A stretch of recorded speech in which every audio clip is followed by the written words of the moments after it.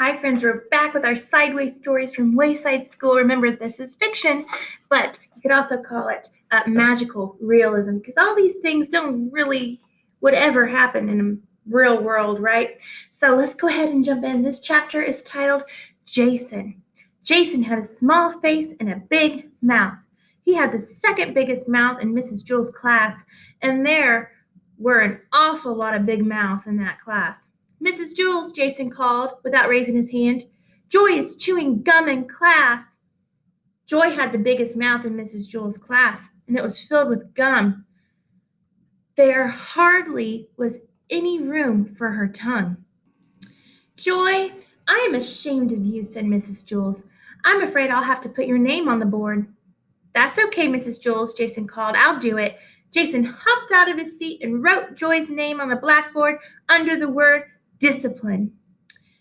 While he was up, Joy took the glob of gum out of her mouth and placed it on Jason's chair. Rondi and Allison giggled. Jason walked back from the blackboard to his desk and sat down. Mrs. Jules, he called, I'm stuck. Rondi and Allison giggled again. Mrs. Jules got angry. Joy, you're going home on the kindergarten bus today. Oh, good, said Todd. I'll have some company. Todd went home on the kindergarten bus every day. He could never seem to make it to 12 o'clock without getting into trouble. His name wasn't even up on the blackboard yet, but he knew that by 12 o'clock it would be up, checked, and circled.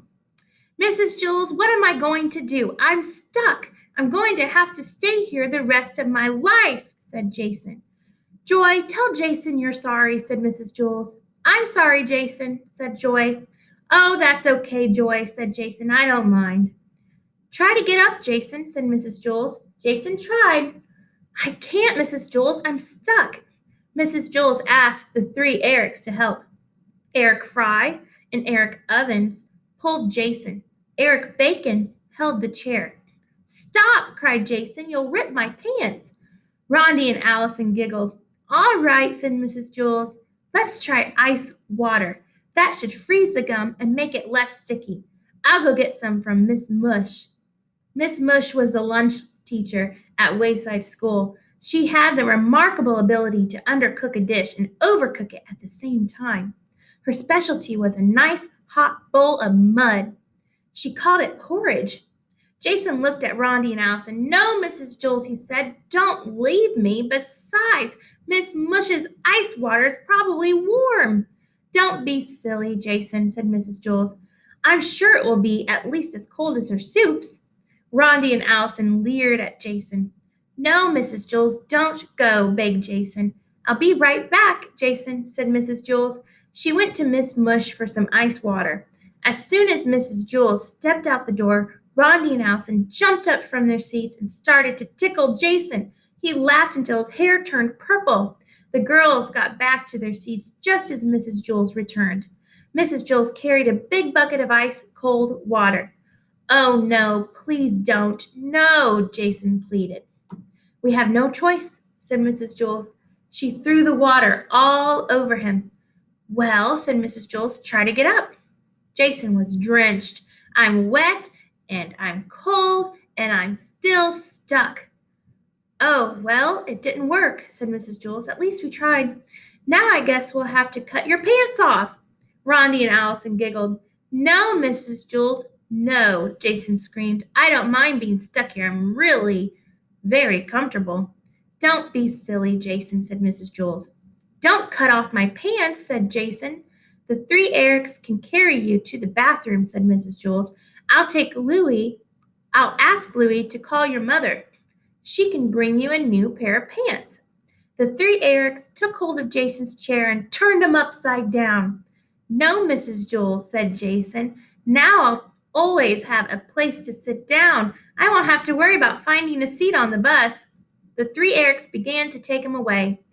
Wait, said Joy. Mrs. Jules, if I can get Jason unstuck, do I still have to go home on the kindergarten bus? All right, said Mrs. Jules. If you can somehow get Jason free, you don't have to go home early. Don't trust her, Mrs. Jules, said Jason. He was still hanging upside down. I'll just kiss him, said Joy. No, Jason screamed. Don't let her kiss me, Mrs. Jules. Throw water on me. Tickle me, cut off my pants, hang me upside down from the ceiling, but don't let her kiss me. I'll just kiss him on the nose, said Joy. We've got nothing to lose, Jason, said Mrs. Jules. Oh, who would want to kiss Jason, said Allison. Jason hung helplessly upside down. Joy stepped up and kissed him on the nose. Jason fell out of his chair and hit his head on the floor. Rondi and Allison giggled. Darn, said Todd. Now I'll have to go home alone again. Joy erased her name from the blackboard. All right, I hope you enjoyed that. I know I did. So here are some questions. First question is, why can't Jason get up from his seat? Second question, what causes Jason's hair to turn purple? And the last question, why do you think the author includes supernatural or magical elements in this story? So think about the details.